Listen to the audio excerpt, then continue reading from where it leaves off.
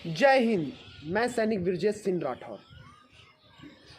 पिछले 20 फरवरी से दिल्ली के जंतर मंतर पे सैनिकों द्वारा जो प्रोटेस्ट चलाया जा रहा था वो प्रोटेस्ट कंटिन्यू जारी है और आज उस प्रोटेस्ट का 109 दिन हो चुका है। लेकिन समझना इस बात से है जो कि इस प्रोटेस्ट में अभी तक सरकार क्यों नहीं हम लोगों की बात सुना या हम लोगों से बात करने की कोशिश किया, इस बात को समझना है हमें। और इसी के पैरेलल में हमारे पहलवान बहनें और भाई वो भी प्रोटेस्ट किए। उनका भी प्रोटेस्ट करीब 40 दिन के आसपास में चला और उनके साथ में सरकार का क्या रवैया रहा और हम सैनिकों के साथ में सरकार का क्या रवैया रहा, इस बात को समझना बहुत ज़रूरी है। तब जाके हमें इस आंदोलन का रिज़ल्ट क्या होने वाला है इस बात को समझ पाएंगे। और मैं जो भाई लोग इस वीडियो को देख पा रहे हैं उनसे ये ज़रूर चाहूँगा कि आप अपनी राय कमेंट करके वीडियो के चैट बॉक्स में ज़रूर दें। तो सबसे पहले चलते हैं हम 20 फरवरी को पूरे देश से के कोने कोने से निकल के लोग आए दिल्ली के जंतर मंतर पे, चाहे वो कन्याकुमारी हो, चाहे वो जम्मू कश्मीर हो, चाहे कच्छ हो, चाहे वो त्रिपुरा हो।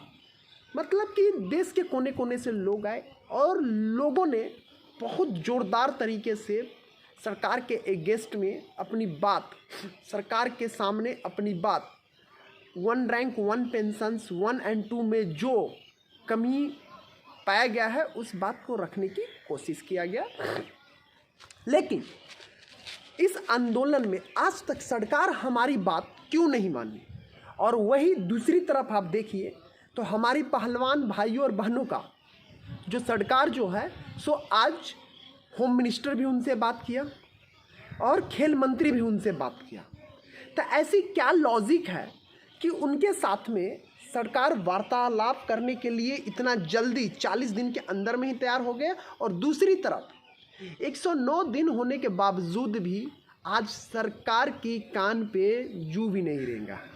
इस बात को समझना है। और एक बात और समझना है कि अगर पहलवानों के साथ में देश का, पहलवान बेटियों के साथ में देश का सेंटिमेंट जुड़ा हुआ है तो हम सेनाओं के साथ में, हम देश के सिपाही के साथ में, देश पे मर मिटने वालों के साथ में भी देश का सेंटिमेंट जुड़ा हुआ है। लेकिन उसके बावजूद भी अगर हम सेनाओं की बात अगर सरकार आज तक नहीं सुनी है, उसके पीछे कई सारे रीज़न हैं, लॉजिक है, परसेप्शन है। इस बात को अगर हम नहीं समझेंगे, इस बात को अगर हम रिजॉल्व और विचार नहीं करेंगे तो हमारा आंदोलन 109 दिन नहीं 1009 दिन भी हो जाए दिल्ली के जंतर मंतर पे सांकेतिक आंदोलन, उसके बावजूद भी सरकार हमसे वार्तालाप करने के लिए तैयार नहीं होगा। ये झूठे मन में हम झूठे ख्याली पुलाव पका रहे हैं कि सरकार में ये हर काम, सरकार में वो हर काम, लेकिन रियलिटी ये है जो कि आज सरकार हमारी बात सुनने तक के भी तैयार नहीं है। सरकार हमारे इस आंदोलन से सरकार को कोई फ़र्क नहीं पड़ता है। तो ये ऐसा क्यों हुआ और ऐसा क्यों क्या किए पहलवान भाई बहनों ने क्योंकि सरकार इतनी जल्दी उनकी बात मानने लगी और पूरा का पूरा देश उनके साथ में खड़ा हो गया।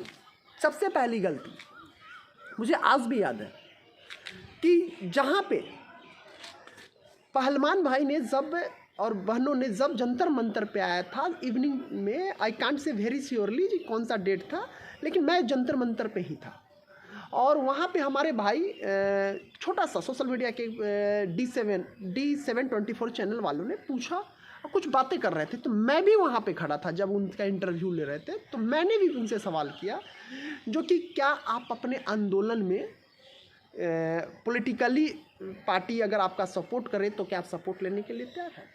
तो उनका क्लियर स्टैंड था कि कोई भी सपोर्ट करे हमें कोई दिक्कत नहीं, कोई भी आए हाँ हमें सपोर्ट करे, हमें कोई परेशानी नहीं। उससे हुआ क्या कि उनके आंदोलन में देश के विभिन्न संगठन, देश के विभिन्न NGO, देश के विभिन्न विभिन्न लोग, बड़े बड़े सेलिब्रिटी, सारे के सारे लोग आए और उनके साथ में आवाज़ से आवाज़ मिलाया और कंधे से कंधे मिला के सरकार के साथ में एक जोरदार हमला किया। इसका फलस्वरूप ये हुआ और उनके आंदोलन में एग्रेशन आया, उनके आंदोलन में ग्रोथ आया, उनके आंदोलन में ग्रोथ आया।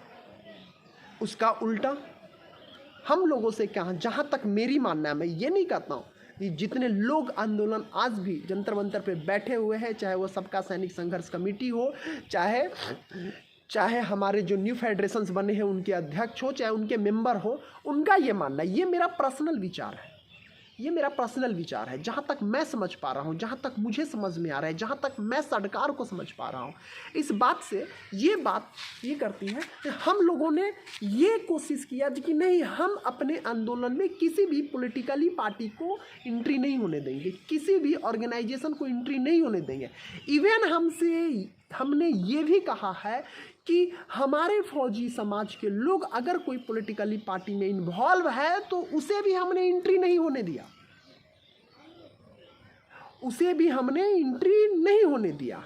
इसका ये कारण हो गया कि जो लोग 2 दिन 4 दिन 5 दिन जो लोग सर्विस पेशा में हैं, जो लोग घर बैठे हुए हैं, आए जोश जोश में कुछ टाइम्स जंतर मंतर के प्रांगण में प्रोटेस्ट किए, अपना प्रभाव उस आंदोलन में झोंके, उससे कुछ तेज हुआ, फिर धीरे धीरे धीरे धीरे हमारा आंदोलन कमज़ोर होते चला गया।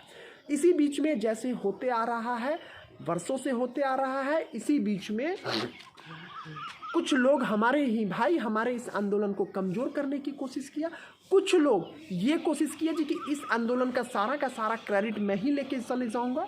तो और कुछ लोग ये कहने लगे जी कि नहीं, पॉलिटिक्स यहाँ नहीं होना है। लेकिन मैं आपसे पूछना चाहता हूँ, आपसे जानना चाहता हूँ कि जब इस देश में हर चीज़ पॉलिटिक्स से डिसाइड होगा, हर चीज़ पॉलिटिकली पार्टी डिसाइड करेगा, हर चीज़ सरकार कोई भी काम करेगा या सरकार में कुछ भी होगा वो पॉलिटिक्स से ही डिसाइडेशन होना है, तो पॉलिटिक्स करना कहाँ की गलत बात है? हम क्यों नहीं पॉलिटिक्स करेंगे? रही बात, आपने एक चीज़ देखा होगा जो कि पहलवानों के साथ में हर पार्टी आया प्रोटेस्ट जताया, हर पार्टी आया प्रोटेस्ट जताया, अपने अपने ढंग से प्रोटेस्ट किए, अपने अपने ढंग से समर्थन किए। अगर यही चीज़ हम क्यों, लेकिन यहाँ पे बहुत सारे लोगों को ये लगता है कि नहीं, अगर हम बीजेपी के अगेंस्ट में नारेबाजी करेंगे, बीजेपी के अगेंस्ट में हम प्रोटेस्ट पूरा का पूरा मोर्चा खोलेंगे तो लोग हमें कहेंगे ये आंदोलनजीवी है।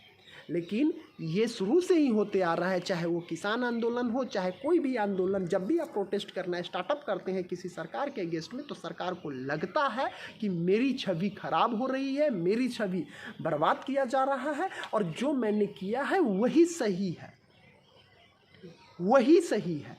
और इसको लेके सरकार हमें दबाने की कोशिश करते हैं, बहुत सारे हथकंडे करते हैं और हमें डिफरेंस नेम देते हैं, ठीक है। और हमें ये लगता है जी कि हम टुकड़े टुकड़े गैंग में बंट जाएंगे। नो, अगर हम टुकड़े टुकड़े गैंग में बटेंगे, हाँ मैं मानता हूँ जी कुछ लोग बीजेपी को समर्थन करता है, तो कुछ लोग कांग्रेस को, तो कुछ लोग आम आदमी पार्टी को, तो कुछ लोग क्षेत्रीय दल को। लेकिन बात इस बात से फ़र्क पड़ता है कि ज़्यादा से ज़्यादा लोग हमारे साथ में कैसे हैं।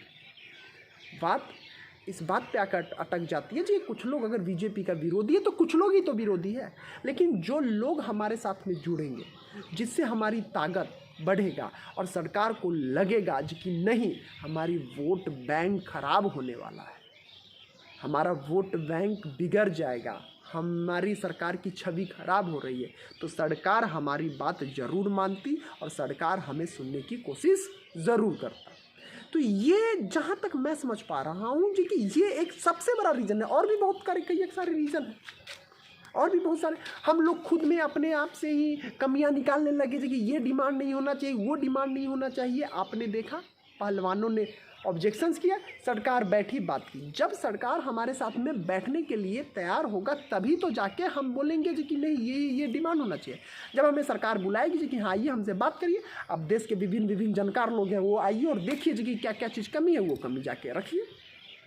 तो जब तक हम प्रोटेस्ट को तेज नहीं करेंगे, जब तक हम प्रोटेस्ट में धार नहीं देंगे, जब तक हम प्रोटेस्ट को बड़ा करने की कोशिश नहीं करेंगे, जब तक हम प्रोटेस्ट को एग्रेसिव नहीं बनाएंगे, ये सरकार नहीं सुनेगी। और अगर सरकार से अपनी बात मनवानी है तो हमें इस आंदोलन को एग्रेसिव करना पड़ेगा। हमें इस आंदोलन से ये सरकार को बताना पड़ेगा कि अगर आप हमारी बात नहीं मानोगे तो आपका बैंक वोट खराब हो रहा है, सैनिक समाज का समर्थन आपसे निकल जाएगा। ये चीज़ जिस दिन इस सरकार को समझ में आ गई, सरकार हमारी प्रोटेस्ट को जायज़ भी कहेगी और हमारे प्रोटेस्ट को हटाने के लिए वार्तालाप भी करेगा। बस इतनी सी बात थी जो मैं आपको बताने की कोशिश किया। अगर आपको इसमें लगता है कि नहीं कुछ और ऐड होनी चाहिए तो आप कमेंट करके ज़रूर बताइएगा। शुक्रिया, जय हिंद।